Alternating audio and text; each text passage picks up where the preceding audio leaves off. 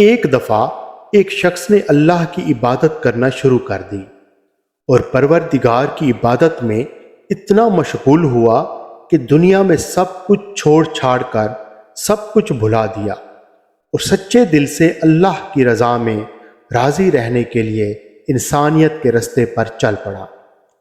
مولانا روم کہتے ہیں کہ ایک وقت وہ آیا کہ اس کے گھر میں کچھ کھانے کو نہیں بچا، اور ہوتے ہوتے وہ وقت بھی آیا کہ گھر باہر سب کچھ ختم ہو گیا، اور وہ شخص چلتے ہوئے موت کے انتظار میں گلیاں گھومتا کہ اب پلے تو کچھ بچا نہیں تو انتظار ہی کر سکتا ہوں، اللہ سنبھال لے۔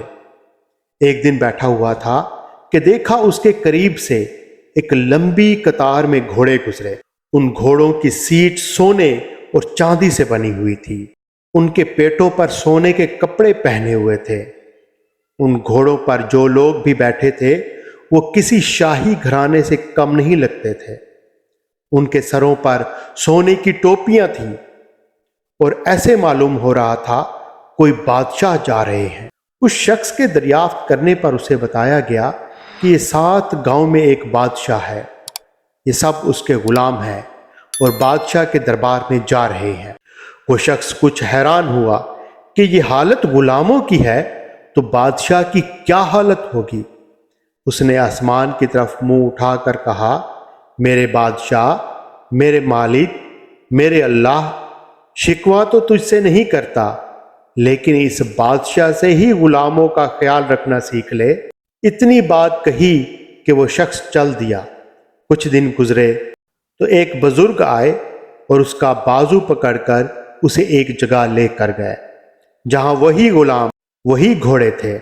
وہ کیا دیکھتا ہے کہ کسی گھوڑے کی ٹانگ کٹی ہوئی ہے، کسی غلام کا دھڑ گھوڑے کی پشت پر پڑا ہوا ہے، کسی غلام کے ہاتھ کٹے ہوئے ہیں، کسی کے سر سے خون نکل رہا ہے، کوئی گھوڑے کو زخمی حالت میں واپس لے جا رہا ہے۔ وہ شخص حیران ہوا اور بزرگ سے پوچھا، جناب آپ کون ہیں اور یہ سب کیا ماجرا ہے؟ اس وقت اس بزرگ نے کہا کہ یہ وہی غلام ہیں جو اس دن سونے میں لپٹے ہوئے تھے اور آج یہ ایک جنگ سے واپس آ رہے ہیں، اس لیے ان کی یہ حالت ہے۔ مجھے خواب میں بس اتنا کہا گیا ہے کہ اسے کہنا بادشاہوں کے لیے قربانیاں دینا بھی ان غلاموں سے سیکھ لے۔ ناظرین گرامی، حقیقت میں ہمیں قربانیاں دینا ہی نہیں آئیں، چاہے دین کا معاملہ سیدھا کرنا ہو، رشتہ داروں کا یا دنیا کا، قربانی دینا سیکھ لیں گے دین کے لیے، اپنوں کے لیے اور دنیا کے لیے، اس پر توکل کرنا سیکھ لیں گے، اس دن شہنشاہ اللہ تبارک و تعالی ہمیں ایسی بادشاہت عطا فرمائے گا جو کبھی ختم نہیں ہوگی۔ ناظرین گرامی، چینل آئی بیان پہ ہم اسلامی واقعات کی ویڈیو شیئر کرتے ہیں۔ ویڈیو پسند ہے تو ویڈیو کو لائک اور چینل کو سبسکرائب کیجیے۔ شکریہ۔